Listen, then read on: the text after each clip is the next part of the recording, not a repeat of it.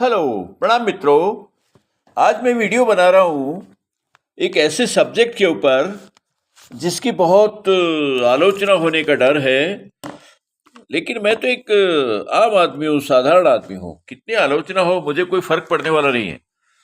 आलोचना की चिंता वो करते हैं जो वोट बाजी करते हैं, मेरे वोट टूट जाएंगे, मेरे वोट बन जाएंगे, मेरी कुर्सी चली जाएगी।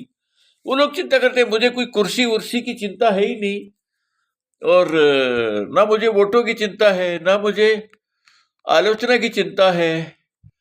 तो ऐसे सब्जेक्ट के ऊपर वीडियो बनाना मेरे जैसे लोग नहीं बनाएंगे तो कौन बनाएंगे? कोई कोई ये तथाकथित नेता थोड़ी बना देगी। इनकी इतनी हिम्मत नहीं, इनकी इतनी औकात भी नहीं है। ये कागज के फूल हैं, जो ना खुशबू है, ना इनमें रंग है अपना, ना कुछ। सब कुछ आर्टिफिशियल। इस देश में असली नेता ढूंढना बहुत मुश्किल। कोई 10 लोग मुश्किल से मिलेंगे।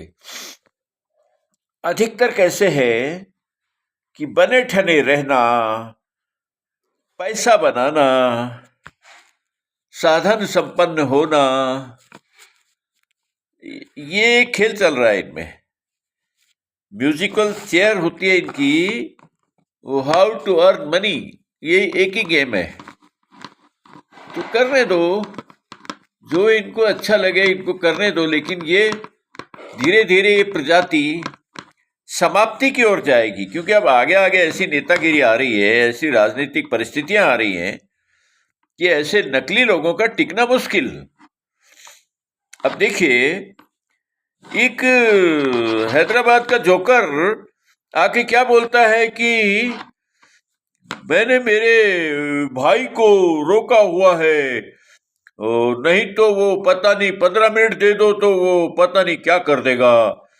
तो दिखाने की कोशिश कर रही है कि वो बड़ा 30 मार खा है छोटा भाई। पिद्दी न पिद्दी का शोरबा। और ये किसके दम पे बोलते हैं? ये जो डर्टी पॉलिटिक्स है, कांग्रेस की बोई हुई जो डर्टी पॉलिटिक्स की जो फसल है, अभी तक उसको काटा जा रहा है। मैं कोई नरेंद्र मोदी के या बीजेपी के खिलाफ नहीं हूं, मैं इनका कट्टर समर्थक हूं, कट्टर हिंदू। कट्टर शब्द लगाना बहुत जरूरी हो गया, क्योंकि दूसरी तरफ अपने आप को और भी कट्टर मानते हैं। तो उन्होंने हमें ये सब सिखा दिया, उपद्रव करना। क्योंकि हम भी जान पहचान गए, पता लग गया कि ये उपद्रव का जवाब उपद्रव से ही होगा। ये कांटा उसी कांटे से निकलेगा जो पैर में कांटा लगा है, उसकी प्रजाति के कांटे से ये कांटा निकाला जाएगा। ये हिंदुस्तान की राजनीति का फैक्ट है। मोटे मोटे सिद्धांतों में जाने की जरूरत नहीं है। ये छोटी छोटी बातों को समझ लिया तो हिंदुस्तान की राजनीति समझ में आ जाएगी क्या चल रहा है। गोरख धंधा। मुझे जो बोलना है वो आज इमरजेंसी के ऊपर दो टूक बोलना है कि जो राजनीतिक घटनाएं होती जा रही है, जो स्थिति इस देश में बनती जा रही है, और जो मुस्लिम्स के द्वारा जो हदें पार की जा रही है, अब इनकी पोल खुलने लगी तो ये क्या बोलते हैं कि ये भाईचारे को खतरा पैदा कर रहे हैं। आए दिन ये मंदिर के ऊपर मस्जिद बन गई, वो मंदिर के ऊपर 1000 साल पुराने गड़े मुर्दे उखाड़ते हैं। तो ऐसे भाईचारा कैसे रहेगा? ये गंगा जमनी संस्कृति के ऊपर बहुत संकट आने वाला है। इनके नैरेटिव्स को देखिए। अरे बोया पेड़ बबूल का तो आम कहां से होए? जो कारनामे तुमने कर रखे हैं, जो मंदिरों को बेरहमी से बेदर्दी से तोड़ा हुआ है, तो अब हिंदू जाग गया तो अब बैठेगा क्या? प्यारे लाल जी, उसका हिसाब तो करना पड़ेगा। ऊंट पहाड़ के नीचे आ गया, अब वो हिसाब किताब करते वक्त अब इनको जोर पड़ रहा है कि इतने साल पुराना, 800 साल, अजमेर का बोलते हैं 800 साल पुरानी हमारी मस्जिद है, और उसको सारे धर्म के लोग पूरे हिंदुस्तान में, मुस्लिम ही नहीं बाकी धर्मों के लोग भी आते हैं, प्रधानमंत्री जी उसके चादर चढ़ाते हैं। कांग्रेस के तो सारे प्रधानमंत्री जितने भी हुए हैं तो बाकायदा क्या मखमली चादर चढ़ाते थे। तो नरेंद्र मोदी ने चादर चढ़ा दी तो ये सर्टिफिकेट हो गया क्या कि ये जो बात उठाई जा रही है वो गलत है? अरे वोटों की राजनीति खत्म हो गई अभी आज के चश्मे से देखो। आज नरेंद्र मोदी की हिम्मत क्या उसमें चादर चढ़ा दे जाके। वो टाइम था गया, वो हवा थी वो गई। अब तुम सांप निकल गया तो उसकी लकीरें पीटते रहो कि चादर चढ़ा। जितनी चादरें चढ़ानी थी चढ़ चुकी। अब कोई चादर वादर नहीं चढ़ेगी, अब कोई हिंदू उधर आएगा भी नहीं। और अब स्पष्ट रूप से जो 75 में इमरजेंसी लगी थी वो स्वार्थ के आधार पे लगी थी। इंदिरा गांधी को अपनी कुर्सी बचानी थी तो वो एक ही तरीका था कि इमरजेंसी लगा दो और इस सबको जेल में डालो और राज करो। वो ज्यादा चला नहीं, 2-2.5 साल चला, उसके बाद ठाई फिस हो गया। लेकिन अभी जो इमरजेंसी लगाने की जरूरत है, आज नहीं तो कल, ये मेरे वीडियो की डेट है आज 30 नवंबर 2024। इसकी नोट कर लिया जाए, इसको ध्यान में रखा जाए कि सबसे पहले मैं तो हर मामले में ऐसा नहीं है कि मैं आगे रहता हूं, मेरी प्रवृत्ति आगे पीछे को देखती ही नहीं है।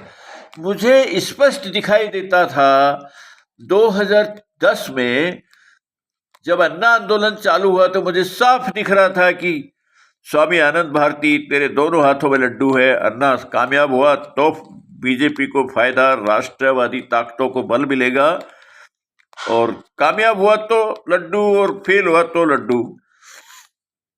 आज उसके बाद मुझे दिखा 2013 में, नरेंद्र मोदी 2014 में आए थे। 17 सितंबर 2014 रेवाड़ी की मीटिंग में, यादवों की मीटिंग में उनको डिक्लेयर घोषित किया था नरेंद्र मोदी के जन्मदिन के ऊपर। लेकिन मैंने उससे पहले चालू कर दिया था मोदी लाओ देश बचाओ। मोदी नहीं आया तो देश नहीं बचेगा, सीधा सीधा संदेश था मेरा। और सब लोगों ने, जो अन्ना आंदोलन में मेरे साथ जुड़े थे, उन सब लोगों ने मेरा बायकॉट कर दिया।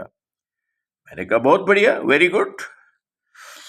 कुछ तो ऐसे हैं कि जो बायकॉट तो कर रहे हैं, नकली फॉलोवर तो नहीं है। आई एम हैप्पी, मैं अकेला बच गया। फिर उसके बाद में जो आंदोलन शुरू हुआ तो मेरे सारे ओसु सन्यासी नाराज हो गए, उन्होंने मेरा बायकॉट कर दिया। तो मैंने कहा निपट अकेले तो बहुत बढ़िया, चलो देखते हैं कितनी यात्रा आगे तक चलती है। मैं एक मिडिल क्लास आदमी, मेरे पास अपनी जो जमा पूंजी थी, परिवार का बंटवारा करके आया था मैं, जो जमा पूंजी थी वो सारी मैंने दांव पे लगा दी कि ये मोदी लाओ देश बचाओ अभियान तो मैं चलाऊंगा। मुझे लगा था कि मेरे देश की भैंस गई पानी में, निकलना बड़ा मुश्किल। तो मैंने पूरा तन-मन धन से, मेरे पास इतना पैसा भी नहीं था, अभी भी नहीं है, लेकिन मैंने एक दांव पे लगाया। एक पुरानी गाड़ी खरीदी, उसको काट पीट के मॉडिफाई करके उसको फरारी कार बनाया। चारों तरफ बैनर पोस्टर लगे, माइक सिस्टम लगाया उसमें, लाउड स्पीकर, और मैं अकेला निकला। और उसके बाद धीरे धीरे मेरे साथ लोग जुड़ते गए, हजारों लोग जुड़ गए। तब मैंने पार्टी से मांग की कि भाई मुझे पार्टी का एक सर्टिफिकेट दो, मैं चुनाव में काम करूंगा गाड़ी लेके। मुझे ना पेट्रोल चाहिए आपका, ना मुझे खाना चाहिए, ना मुझे कोई पैसा चाहिए, खाली आप एक लिखित में मुझे दे दो। वो पार्टी ने दिया, मुझे स्टार प्रचारक बनाया था। 10 साल तक मैंने वहां पे वो काम किया। उसके बाद हिंदू राष्ट्र अभियान का काम करने के लिए मैं पूना जिले में आ गया। तो यहां से मैं मांग कर रहा हूं, और जो भी ये वीडियो सुने और उनको अच्छा लगे तो आप भी मांग कीजिए, क्योंकि स्वामी आनंद भारती ने कोई ठेकेदार नहीं है, मेरा कोई ठेका नहीं है राजनीति के ऊपर। जितना आपका अधिकार है उतना ही मेरा भी अधिकार है, उससे ज्यादा लेश मात्र नहीं। हाँ, मैं विपक्षी पार्टियों को यह जरूर कहना चाहूंगा कि मैं जो मांग उठा रहा हूं उसको लेके आप ज्यादा राजी होने की आपको जरूरत नहीं है। आपके खिलाफ तो मैंने कितनी बार बोला हुआ है कि सारे विपक्षी पार्टी के पार्टी वाली परिवारवादी पार्टियों की जांच होनी चाहिए कि इन्होंने ये हजार हजार करोड़ रुपया कहां से कमाया। तो ये भ्रष्टाचार से कमाई हुई दौलत के ऊपर ये शहंशाह बने बैठे हैं, इनकी जांच होनी चाहिए और इस देश में एक इमरजेंसी तुरंत लागू करना चाहिए। देश हित के अंदर मैं मांग कर रहा हूं। मैं कोई भारतीय जनता पार्टी की पुश्तैनी सल्तनत बनाने के लिए, कोई परिवारवादी, कोई पार्टीवादी शासन स्थापित करने के लिए वो मेरी मांग नहीं है। मांग है कि मेरा देश कैसे बचे, मेरे 125 करोड़ हिंदू भाई कैसे बचे, ये संगठन है, ये संस्था है, ये डेमोक्रेसी है, ये कैसे बचे। क्योंकि अब ये नंगा नाच करेंगे, देखते जाओ। मुस्लिम्स का अभी जो नाटक चालू होगा, मुझे तो पहले पता लग जाता है, इनका आखिरी दाव है नंगा नाच। ये नंगा नाच करेंगे और ये कामयाब नहीं होंगे उसमें, क्योंकि कुछ लोग मारे जाएंगे, उसके बाद इमरजेंसी लागू की जाए। ये किसने बोला भाई? जब साफ दिखाई दे रहा है कि खतरा सामने है, तो लोगों को मरवाने की इंतजार क्यों कर रहे हो? अरे हमें कोई इमरजेंसी लगा के कोई गलत काम नहीं करने हैं।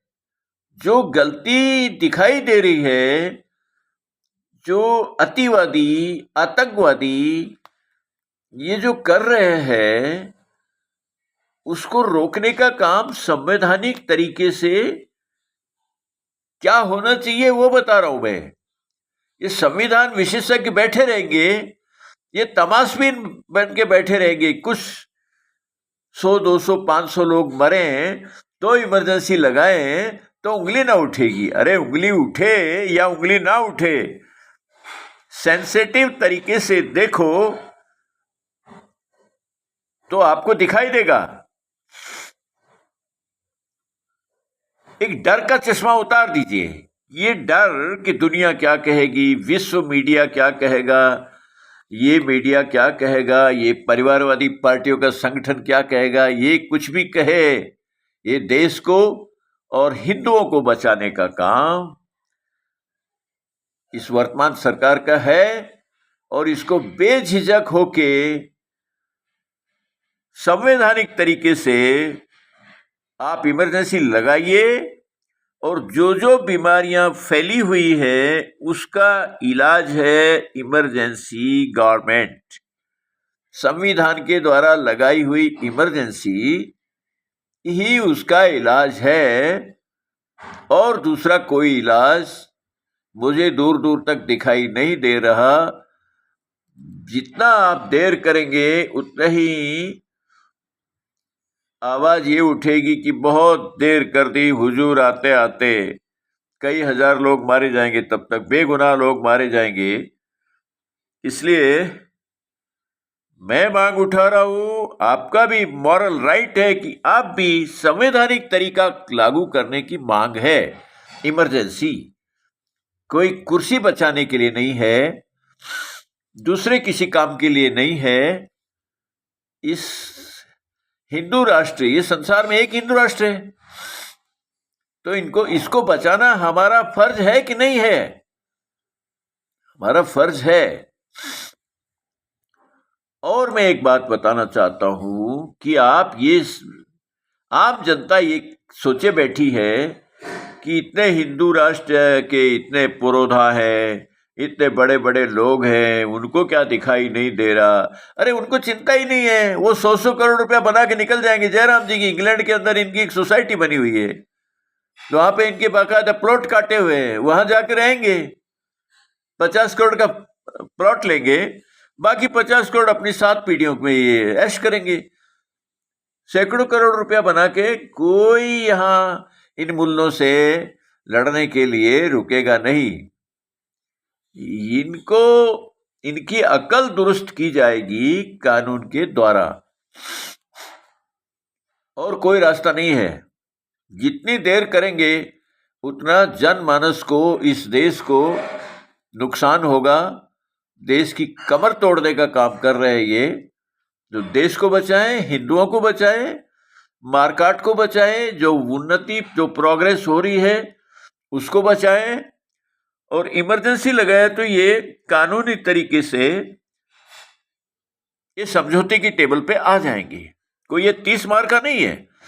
ये सब तलवार के डर से सलवार पहने हुए लोग हैं, जो हमारी हिंदुओं की जो परंपरा है, जो हमारी हिंदुओं की सनातनी संस्कृति है, सभ्यता है, उसकी ये कमी है कि ऐसे लोगों को हम स्वीकार कर लेते हैं।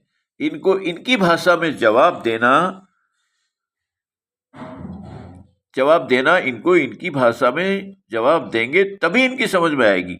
हिंदू संस्कृति, प्यार, मोहब्बत, दया और शरणार्थी के प्रति ये भाव, वो भाव, ये इनकी समझ से बाहर की बातें हैं। ये सब इन भावनाओं में बहने की जरूरत नहीं है।